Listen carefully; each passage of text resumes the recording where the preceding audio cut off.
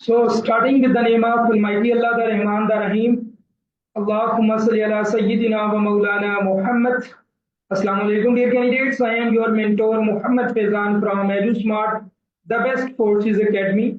और आज की ये जो वीडियो है या ये जो लेक्चर है ये finish 7 days free coaching classes का फर्स्ट लेक्चर है।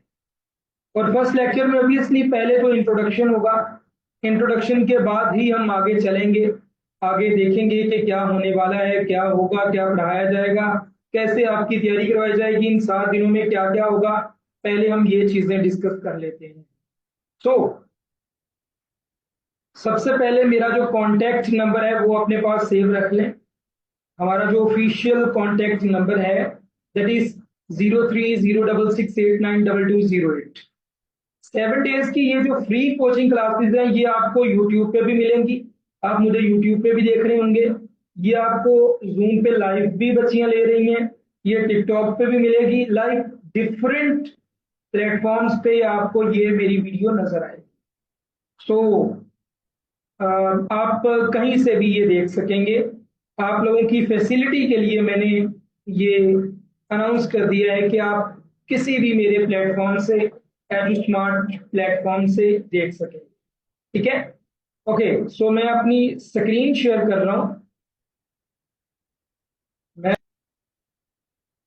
Introduction to एएफएनएस। अब इंट्रोडक्शन टू एएफएनएस क्या है, मींस के एएफएनएस क्या है, एएफएनएस में कौन कौन जा सकता है, एएफएनएस के लिए कौन कौन एलिजिबल है, ये चीजें आज हम डिस्कस करेंगे। और किसी भी बच्ची ने अगर अपना मार्कर यूज करने की कोशिश की तो मैं उसे रिमूव कर जूम पे जो लाइव क्लासेस ले रहे हैं। Okay, so introduction to AFNS, armed forces nursing services. First of all introduction to myself, यानी मैं कौन हूं और हमारी एकेडमी कौन सी है। माई सेल्फ मोहम्मद फैजान, मैं फाउंडर हूँ और सीईओ हूँ एडुस्मार्ट एकेडमी का, द बेस्ट फोर्सेस एकेडमी। सबसे पहले मैं हमेशा ये बात बताता हूँ कि मैं कौन हूँ। I am an ex air force personnel. Pakistan air force से मेरा ताल्लुक रह चुका है और पाकिस्तान एयरफोर्स के एक अच्छे फील्ड से ताल्लुक रह चुका है।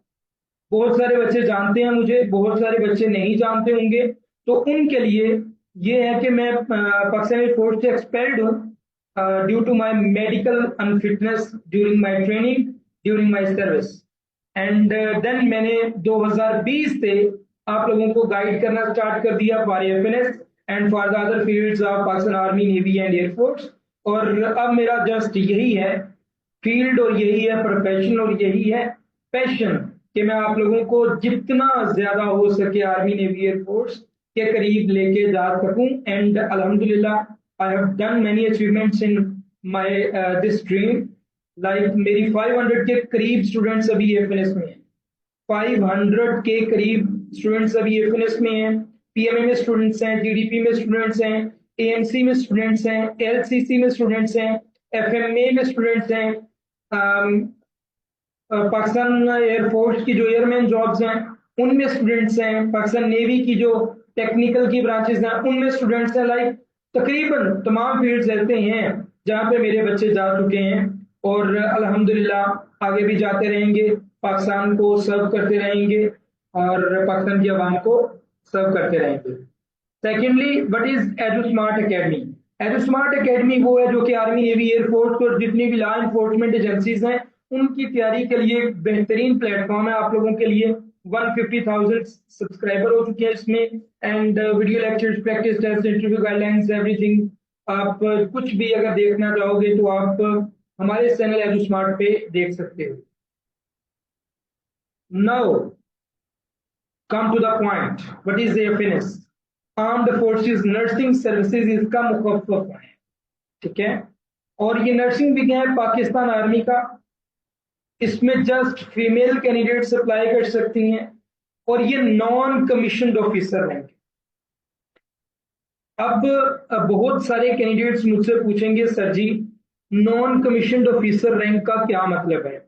नॉन कमीशन्ड ऑफिसर रैंक का बेटा मतलब है कि इसमें आपको ISSB नहीं देनी, ये कमीशनड जॉब नहीं है। कमीशनड ऑफिसर अलग होते हैं, नॉन कमीशनड ऑफिसर अलग होते हैं। अगर आप इन दोनों के दरमियान मुझसे डिफरेंस पूछोगे तो yes, there is a lot of difference between non commissioned and commissioned officers. Commissioned officers ISSB दे के जाते हैं, रैंक आपके बराबर होता है, बट बाकी सारी चीजें आपसे हायर होती हैं। सिंपल। AFNS में जो ऑफिसर होते हैं वो होते ऑफिसर्स हैं, लेकिन उनकी बैरक्स अलग, उनके मैसेज अलग, उनका रहना सहना अलग, उनकी हर एक चीज अलग।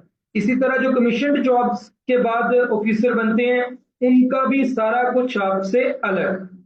ठीक है, तो ये कमीशन और नॉन कमीशन में थोड़ा सा फर्क है। पे स्केल में भी डिफरेंस होता है, आपकी पे उनसे कोई 2 4 5 हजार कम होती है। दूसरी बात, AFNS जो है ये I think so Ayub Khan के दौर में स्टार्ट हुआ था, 74 में आई थिंक सो, मुझे जहन से स्किप हो गया है। तब AFNS जो था ये सोल्जर रैंक था गर्ल्स के लिए, लेकिन कुछ वजूहत की वजह से इसको ऑफिसर्स रैंक बना दिया। हालांकि अभी भी अगर आप जो मेल कैंडिडेट्स हैं वो भी एफएनएस में जाते हैं, लेकिन उनका अभी तक जो रैंक है वो कौन सा है, वो स्पायर रैंक है या सोल्जर रैंक है, but you are an officer due to उनकी वजह से। ठीक है, okay. Now purpose and objectives of FNS. तो पर्पस, आप एफएनएस की पर्पस का मतलब है कि एफएनएस में जा रहे हो, AFNS का काम क्या है, ऑब्जेक्टिव्स क्या है, जो कि अक्सर मुझसे कैंडिडेट्स आगे पूछती हैं, सर क्या AFNS की जो नर्सिंग है उसमें नर्सिस वैसे काम करती हैं जैसे कि आम हॉस्पिटल्स में हम जाते हैं, वो नर्सिंग कोई ड्रिप लगा रही होती है, कोई इंजेक्शन लगा रही होती है, कोई ब्लड प्रेशर चेक कर रही होती है? नो, इनका और काम होता है, वो नर्सिंग और है, वो सोल्जर नर्सिंग है, वो भी आपको मिलेंगे, बट जो AFNS नर्सिंग है ये हाई लेवल की नर्सिंग है। और इनका काम होता है deliver health care in military hospitals, support recovery of armed forces personnel and families, contribute during war and peace times, ensure personal professional growth of nurses in the military. मैं आगे जाके आपको मजीद इसके बारे में बताऊंगा कि क्या इसमें ग्रोथ भी है फॉर द स्टूडेंट्स, तो आपको फिर ज्यादा आइडिया हो जाएगा यस और नो में कि यस इसमें ग्रोथ है। ओके, और ये नर्सिंग, एक चीज आप जहन में रख लें कि nursing isn't like the DHQ nursing or THQ nursing, वैसी नर्सिंग नहीं है, ये थोड़ी अलग नर्सिंग है। ओके, ओके जी। नेक्स्ट हमारे पास जो स्लाइड है, eligibility criteria for AFNS। Eligibility criteria for AFNS। Okay, eligibility criteria for AFNS। तो फर्स्ट ऑफ ऑल जो एलिजिबिलिटी क्राइटेरिया है वो है नेशनल नेशनैलिटी, वो है पाकिस्तानी सिटीजन आप होने चाहिए। अब एक स्टूडेंट सऊदी अरब में रहती है, वो मुझसे आके परसों जो पूछ रही थी, सर मैं AFNS में अप्लाई करना चाहती हूँ तो मैं कैसे अप्लाई कर सकती हूँ? तो उसे पहले अपनी वो नेशनैलिटी विथड्रॉ करना पड़ेगी सऊदी की, और पाकिस्तान की नेशनैलिटी जो है ना वो चूज करना पड़ेगी, देन वो अप्लाई कर सके। जेंडर इसमें just female candidates can apply. Next है स्टेटस, तो unmarried girls can apply in AFNS only. अब एक लड़की है, वो मुझसे पूछती है कि सर मेरी रुखती हो चुकी है, सॉरी मेरा निकाह हो चुका है, रुखती नहीं हुई, तो क्या मैं अप्लाई कर सकती हूँ? No you can. एक लड़की है, वो मुझसे कहती है सर मैं डाइवोर्स्ड हूँ, तो क्या मैं अप्लाई कर सकती हूँ? कर सकती। एक लड़की है, वो ये कहती है सर मैं अपने हस्बैंड से सेपरेट रहती हूँ, तो क्या मैं अप्लाई कर सकती हूँ? कर सकती। तो इसमें शर्त है कि आप अपने हस्बैंड के पास नहीं रहने चाहिए, आप अलग हों। ठीक है, शर्त का पता चल गया, आप अपने हस्बैंड के पास नहीं होने चाहिए, आप उनसे अलग होने चाहिए। ओके, एज आगे नेक्स्ट हमारे पास जो क्वेश्चन है वो है एज का। एज बेटा कितनी होनी चाहिए आपकी? 17 to 25 ईयर्स आपकी एज होनी चाहिए। अब सर मेरी 5 महीने एज कम है 17 से, मैं अप्लाई कर सकती हूँ? कर लेना, हो जाएगा इंशाल्लाह। सर मैं 24 साल की हो चुकी हूँ, क्या मैं अप्लाई कर सकती हूँ? कर सकती हूँ। सर मेरा 25 साल होने में अभी 6 महीने बाकी है, क्या मैं अप्लाई कर सकती हूँ? कर सकती। ठीक हो गया। चलो नेक्स्ट आ जाओ जी, एजुकेशन। एजुकेशन बेटा मैट्रिक विद साइंस बायोलॉजी इसमें मस्ट होना चाहिए। मिनिमम नंबर आपके होने चाहिए 60%। मिनिमम नंबर आपके कितने होने चाहिए? 60%। और एफएससी प्री मेडिकल में आपके जो मिनिमम मार्क्स हैं वो 50% होने चाहिए। अगर इससे आपका एक भी नंबर कम है, एक भी मार्क कम है, यू कैन नॉट। अब इधर ही आ जाती हैं स्टूडेंट्स, सर हमारी सप्ली है, सर हमारी कंपार्ट है। क्या है सर? हमारी कंपार्ट है पार्ट वन में, can we apply? You can. अगर आपकी एफएससी पार्ट वन में कंपार्ट है तो आप अप्लाई नहीं कर सकते। एक शर्त हो सकती, वो क्या है कि आप एंड वाली किसी डेट में अप्लाई करो, एंड वाली किसी डेट में अप्लाई करो, और रिजल्ट आपका आ जाए आपके टेस्ट से पहले पहले। अगर तो ऐसी पॉसिबिलिटी हो जाए तो आपके पास सेकेंड ईयर का रिजल्ट कार्ड होगा, then you can take your test. But अगर ऐसा नहीं हो, देन यू कैन। ठीक है। ओके। दूसरा हमारे पास जो लड़कियां अक्सर क्वेश्चन पूछती हैं वो ये पूछती हैं कि सर जी होप सर्टिफिकेट क्या है? होप सर्टिफिकेट बेटा होता है कि आपने पार्ट वन के पेपर, पार्ट वन का आपका रिजल्ट आ गया हुआ है, पार्ट टू के आपने पेपर दिए हुए हैं, और आपका वो रिजल्ट आने वाला है, तो आप क्या करते हो? आप फिर होप सर्टिफिकेट की बेस पे अप्लाई करते हो, वो मिलता है आपको कॉलेज से, और उसी होप सर्टिफिकेट की बुनियाद पे फिर आप अपना टेस्ट देते हो। वो कम से कम 60% मार्क्स का आपको बनवाना पड़ता है अपने रिस्पेक्टिव कॉलेज से। ठीक है।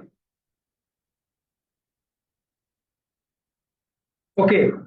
Now the next question is physical standards, ये भी एलिजिबिलिटी क्राइटेरिया में।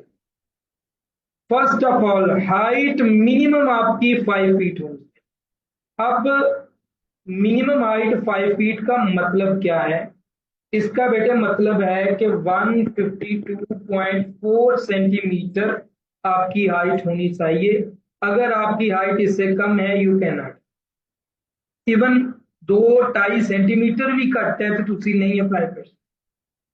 1 सेंटीमीटर भी कम है तो you can not. Okay. Weight, weight according to BMI, body mass index के मुताबिक आपका वेट होना चाहिए।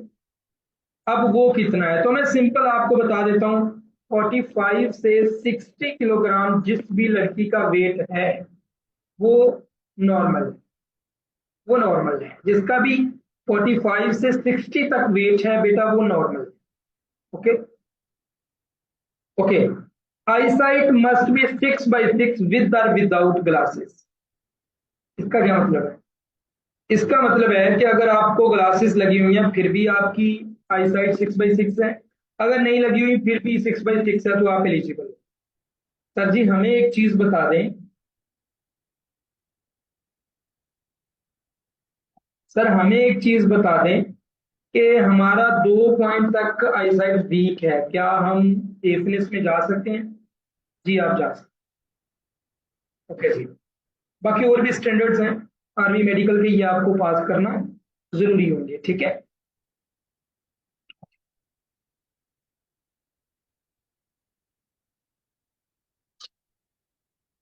ओके जी। नेक्स्ट हमारे पास सिलेक्शन प्रोसीजर के मुतालिक बहुत ज्यादा लड़कियां पूछती हैं। सिलेक्शन प्रोसीजर सर क्या है? क्या पूछती हैं? About the selection procedure. तो फर्स्ट ऑफ ऑल बेटा आपकी होगी रजिस्ट्रेशन। अब यहीं पे क्वेश्चन आ जाता है कि रजिस्ट्रेशन कब होगी? रजिस्ट्रेशन बेटे आपकी होगी जून, सॉरी जून के लास्ट में या जुलाई के स्टार्ट में आपकी रजिस्ट्रेशन स्टार्ट। ऐसा समझ रहे हैं कि 20 जून से लेके 20-22 जुलाई तक आपकी रजिस्ट्रेशन चलेगी। फिर अगस्त में आपके टेस्ट स्टार्ट होंगे और मिड सितंबर तक आपके टेस्ट चलते रहेंगे। ठीक हो गया? ये आपका फर्स्ट ऑफ ऑल रजिस्ट्रेशन के बारे में जो आप पूछते हैं। सेकेंडली, इसके बाद जब आप रजिस्ट्रेशन कर लेते हो तो कम से कम आपका 20 दिन के बाद टेस्ट आ जाता है। उसमें पहला टेस्ट आपका होता है इंटेलिजेंस। किस चीज का? इंटेलिजेंस का। अब जो बेटा इंटेलिजेंस है उसमें दो तरह के टेस्ट होते हैं, वर्बल होता है, नॉन वर्बल होता है। मैं आपको 7 डेज की फ्री कोचिंग क्लासेस में वर्बल भी पढ़ा रहा हूँ, नॉन वर्बल भी, और पेड क्लासेस में भी हमारी ये सारा कुछ चल रहा है। अच्छा, ये जो इंटेलिजेंस में वर्बल है इसकी 21 to 24 टाइप्स है, 21 से 24 टाइप्स जो आपको पूछी जाती है, जो आपको पढ़ाई जाती है। और नॉन वर्बल की 8 टाइप्स है। ये सारी की सारी हमारे सेशंस में आपको पढ़ाई जाएगी। देन आपके इसके बाद आ जाता है बेटा एकेडमिक टेस्ट। एकेडमिक टेस्ट के 50 एमसीक्यूज होते हैं जो कि फिजिक्स, केमिस्ट्री, बायो, इंग्लिश और जनरल साइंस में से आते हैं। ये 4-5 सब्जेक्ट होते हैं और कोई स्पेसिफिक परसेंटेज नहीं। लाइक ऐसा नहीं है कि आपको 5 फिजिक्स में से, 10 केमिस्ट्री में से, 5 बायो में से ऐसे आ जाए। नो, ऐसा कभी नहीं होगा। हो सकता है आपको टोटली फिजिक्स आ जाए, हो सकता है टोटल केमिस्ट्री आ जाए, तो हो सकता है टोटल बायोलॉजी आ जाए, हो सकता है टोटल इंग्लिश आ जाए। तो ये चीज अपने माइंड से निकाल दो कि आपको क्या कह रहा हूं मैं, कि एक ही सब्जेक्ट आएगा या सारे सब्जेक्ट मिक्स होके आएंगे, ये किसी को कुछ नहीं पता। तो आपको ये सारे सब्जेक्ट्स की तैयारी करना मस्ट। ठीक हो गया? उसके बाद बेटा आपका होगा पर्सनैलिटी टेस्ट। उसमें 100 एमसीक्यूज होंगे, 15 से 20 मिनट दिए जाएंगे, टिक टिक टिक टिक लगाना होगा। बट उसकी तैयारी हम करें, क्योंकि वो टिक टिक लगाने से जल्दी जल्दी आपका मेरिट भी खत्म, आप अपने मेरिट से नीचे भी गिर सकते हो। सो हम आपको वो भी एट एट द एंड आपका जब टेस्ट हो जाएंगे बेटे तो फिर मेडिकल चेकअप होगा। मेडिकल चेकअप में बहुत सारी चीजें हैं, वो हम मेडिकल पोर्शन में देखेंगे। फिर आपका बेटा होगा बायोडेटा फॉर्म। आपने बायोडेटा फॉर्म अपना सबमिट करवाना होगा। अब बायोडेटा फॉर्म बहुत सारी लड़कियां लिखती हैं, भेज देती हैं, नहीं ऐसा नहीं करना। जब तक मेरी इंस्ट्रक्शंस ना आए फॉर बायोडेटा फॉर्म आपने नहीं। बायोडेटा फॉर्म हर साल चेंज होता है, थोड़ी बहुत चीजें चेंज होती हैं, और बायोडेटा फॉर्म की बेस पे आपकी सिलेक्शन भी पॉसिबिलिटीज भी होती है, ये भी ध्यान रखें। ऐसा नहीं है कि बायोडेटा फॉर्म है चलो ठीक है जान दो, नो, ऐसा नहीं है। बहुत सारी टेक्निकलिटीज होती हैं जिनको देखना होता है। फिर उसके मुताबिक आप फॉर्म फिल करके जब बायोडेटा फॉर्म भेजते हो, देन 2 से 3 माह के बाद आपको इंटरव्यू की कॉल आती है। उस इंटरव्यू की तैयारी भी हम करवाते हैं।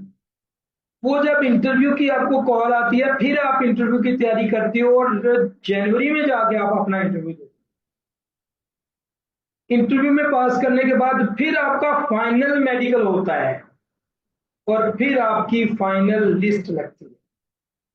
अब मैं अगर आपको एक सादा सा प्रोसीजर बना के दिखाऊं, क्योंकि ये सबसे इंपॉर्टेंट स्लाइड आज के लेक्चर में ये सिलेक्शन प्रोसीजर वाली।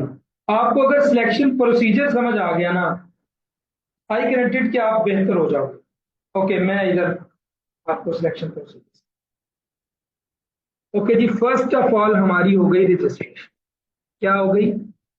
रजिस्ट्रेशन। पहला पॉइंट हमारा रजिस्ट्रेशन। रजिस्ट्रेशन कैसे करनी है मैं आपको बताऊंगा। अगर आपने खुद करने की कोशिश की उधर भी गलतियां कर लेंगे।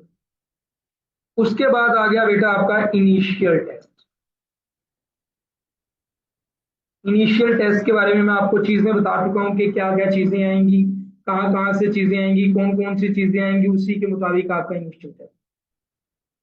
उसके बाद आ गया आपका पर्सनैलिटी टेस्ट।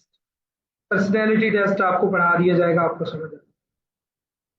उसके बाद बेटा आपका हो गया इनिशियल मेडिकल, IM। उसके बाद आ गया बेटा biodata form, BUT। Biodata form, वो आपने फिल करना है। उसके बाद आ गया बेटा इंटरव्यू। इंटरव्यू के बाद आपका, सॉरी, बायोडेटा फॉर्म के बाद आपकी लगेगी पहली लिस्ट, और फिर आपका होगा इंटरव्यू, फिर आपका होगा मेडिकल फाइनल, फिर आपका लगेगा एक और लिस्ट, और फिर आपकी होगी सिलेक्शन। ये एक सादा सा प्रोसीजर है। Registration, initial test, personality test, initial medical, biodata form filling, then उसके बाद आपका बायोडेटा फॉर्म फिलिंग के बाद आपके एक लिस्ट लगेगी, फिर आपका इंटरव्यू होगा, फिर आपका दोबारा से इंटरव्यू होगा, इंटरव्यू के बाद फाइनल मेडिकल होगा, एंड देन दोबारा से एक और लिस्ट लगेगी। उस लिस्ट में जिन बच्चियों के नाम होंगे वो होंगी लास्ट गर्ल्स फाइनल सिलेक्शन। और मजे की बात एक और बता दूं, हर साल तकरीबन तकरीबन तकरीबन 36,000 लड़कियां टेस्ट पास, सॉरी, टेस्ट के लिए अप्लाई करती हैं 36,000। प्रोसीजर अब मैं पूरा बताता हूँ। रजिस्ट्रेशन करती है 36,000, ठीक है। इनिशियल टेस्ट देने जाती है 30,000 के करीब लड़की, 6,000 तकरीबन टेस्ट देती ही नहीं। अच्छा, इस टेस्ट में पास होती हैं 24,000 के करीब, 24,000 नहीं, कम आ जाओ, तकरीबन 22,000 लड़कियां टेस्ट को पास करती। फिर बायोडेटा फॉर्म और इनिशियल मेडिकल में तकरीबन 2-3 हजार लड़कियां और चली जाती हैं, और 19,000 लड़कियां। 19,000 लड़कियों में जो पहली लिस्ट लगती है, जो बायोडेटा फॉर्म फिल करने में मिस्टेक करके गलतियां निकल जाती हैं 2-3 हजार, वो निकल जाती हैं तकरीबन 15,000 लड़कियां। 15,000 लड़कियों में से जो पहली लिस्ट लगती है उसमें कैंडिडेट्स होती हैं तकरीबन 2,000। फिर इंटरव्यू होता है, इंटरव्यू में थोड़ी लड़कियां फेल होती हैं, लाइक 2,000 में से तकरीबन 1,200 लड़कियां या 1,300 लड़कियां पास। फिर उन 1,300 लड़कियों में से मेडिकल के दौरान 100 लड़कियां और गायब हो जाती हैं, तकरीबन 1,200 लड़कियां रहती हैं, या 1,100 आप कर लो। फिर जो फाइनल लिस्ट लगती है उसमें 1,100 में से तकरीबन 600 या 650 लड़कियां सेलेक्ट। ये है फाइनल सिलेक्शन का प्रोसीजर, जो मेरा नहीं ख्याल आपको अभी तक किसी ने बताया हो एज पर डिटेल्ड व्यू। और इन 600 650 लड़कियों में पिछली दफा 545 सीट्स थी एएफएनएस की, तो इन 545 लड़कियों में 2023 में मेरी 104 लड़कियां सिलेक्ट हुई, और 2024 में मेरी 103 लड़कियां सिलेक्ट हुई, और 2025 में मेरी 120 लड़कियां सिलेक्ट होंगी। मैंने इनको काम लेना है, ठीक हो गया। और मजे की बात, फ्री कोर्स में से भी मेरी 13 तकरीबन लड़कियां सिलेक्ट हुई थी, फ्री कोर्स पढ़ के भी। कंप्लीट कोर्स पढ़ के 42 से 45 लड़कियां सिलेक्ट, कोई कोर्स पढ़ के 30 के करीब लड़कियां, रैपिड कोर्स पढ़ के 28 के करीब लड़कियां, स्पेशल कोर्स पढ़ के 16-17 लड़कियां, यूट्यूब से 7-8-10 लड़कियां। सो ये फाइनल प्रोसीजर है जो आपको पता होना चाहिए सिलेक्शन का।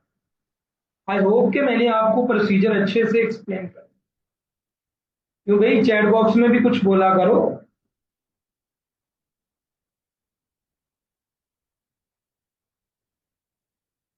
समझ आ रही है चैट बॉक्स में? बताएं जरा, यूट्यूब वाले कमेंट बॉक्स में, टिकटॉक वाले भी कमेंट करके बताएं। गुड।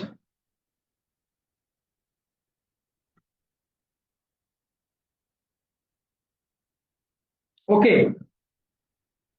हमारा जो नेक्स्ट बेटा स्लाइड है that is about the training program. उसके बाद बेटा जब आप फाइनल सेलेक्ट हो जाते हो, फिर आपकी बेसिक ट्रेनिंग प्रोग्राम होती है, ये 6 मंथ्स की होती है। ये तकरीबन जितने भी आर्म फोर्सेस में लोग जाते हैं उन्होंने ये ट्रेनिंग करनी होती है। देन आपकी नर्सिंग ट्रेनिंग होती है at AFP GMI RNE military colleges में, या CMH में, वो डिफरेंट हैं। CMH Lahore, CMH Multan, CMH कारियां, CMH Quetta, CMH Karachi, PNS शिफा, रावलपिंडी, डिफरेंट हैं जहाँ पे आपकी ट्रेनिंग होती है। 4 इयर्स की जनरल नर्सिंग आपने करनी होती है, और जो 2 इयर्स की पोस्ट RN BSc करनी होती है। ओके, ये आपका ट्रेनिंग प्रोग्राम। उसके बाद आ जाती है रैंक एंड ग्रोथ। ये बच्चियों बड़ी मुझसे पूछती है रैंक एंड ग्रोथ के बारे में। इनिशियल रैंक आपको मिलता है वो बेटा लेफ्टिनेंट यानी लेफ्टिनेंट का मिलता है, और सेकेंडली आपको प्रमोट किया जाता है on the basis of your performance in your degree in your military basic training program. उसकी बेस पे आपको लेफ्टिनेंट से कैप्टन, मेजर और आगे रैंक्स आपके बढ़ते जाते हैं, लेफ्टिनेंट कर्नल और बियॉन्ड भी आप जा सकते हैं। और एडवांस मेडिकल स्पेशलाइजेशन भी अवेलेबल है। 10 साल के बाद आप भी डिग्रीज के लिए भी अप्लाई कर सकते हैं। ठीक है, and at last thank you.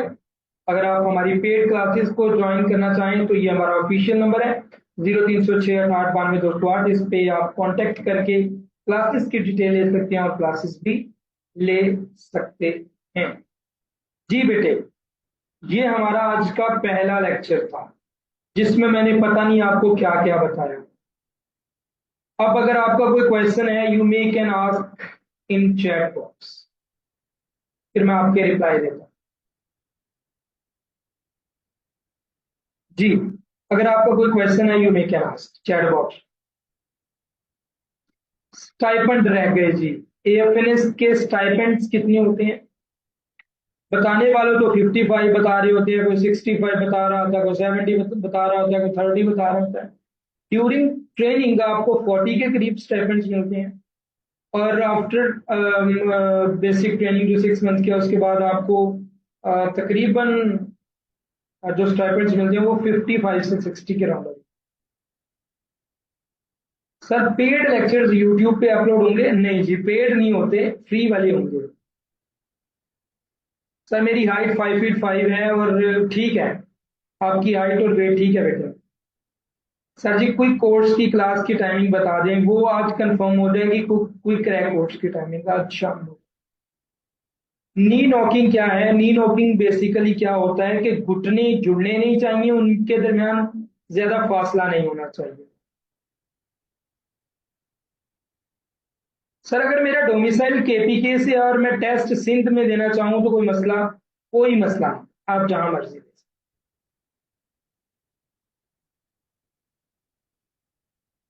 Sir अगर फैमिली में से कोई भी आर्मी में ना हो तो सिलेक्शन हो जाती है।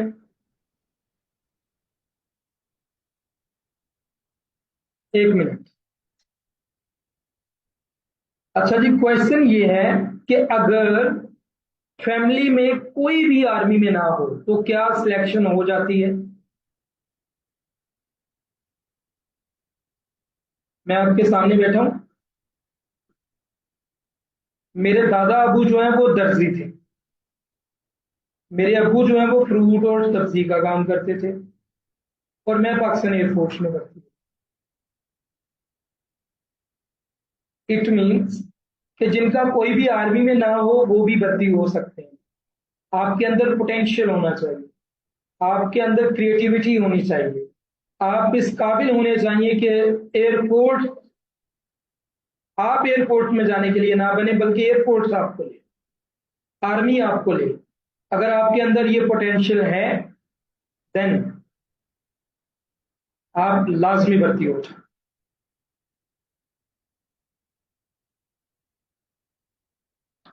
Sir I am 5'3" and weight is 66।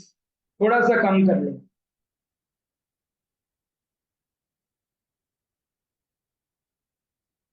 और बहुत सारे लोग आपको आफ्टर टेस्ट आके ये बता रहे होते हैं कि वहां पे सिर्फ सिफारिश से भर्ती होती है, वहां पे सिर्फ वो भर्ती होते हैं जिनके अब्बू जान आर्मी में हूँ, जिनके दादा जान आर्मी में हूँ, और बहुत सारी और भी ऐसी चीजें।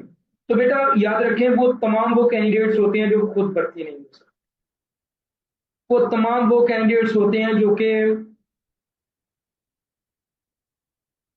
खुद इस काबिल नहीं होते कि वो अपनी पोटेंशियल पे और अपने दम पे आर्मी में जा सकें। वो नहीं जा पाते, फिर वो आके दूसरे लोगों को बता रहे होते हैं वहां पे सिर्फ सिफारिश होती है, वहां पे ये होता है, एफएनएस बकवास जॉब है, ये बहुत सारी चीजें बोलते हैं। तो इसके बारे में आप ख्याल ना करें। अगर आपके अंदर पोटेंशियल है, अगर आपके अंदर जज्बा है, अगर आपके अंदर स्पिरिट है, तो आप ज्वाइन कर जाओगे आर्मी। और दूसरी एग्जांपल, पहली तो मैंने अपनी दी, दूसरी ये कि मेरी 500 के करीब स्टूडेंट्स हैं जो एएफएनएस में हैं अभी। अल्हम्दुलिल्लाह, मुझे तो अभी तक आगे किसी ने नहीं बताया कि सर हमारा कोई सोर्स नहीं।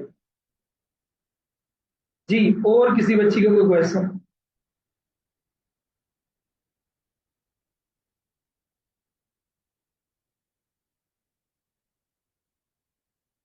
सर ट्रेनिंग कहाँ पे होती है, मैंने बताया तो है आपको।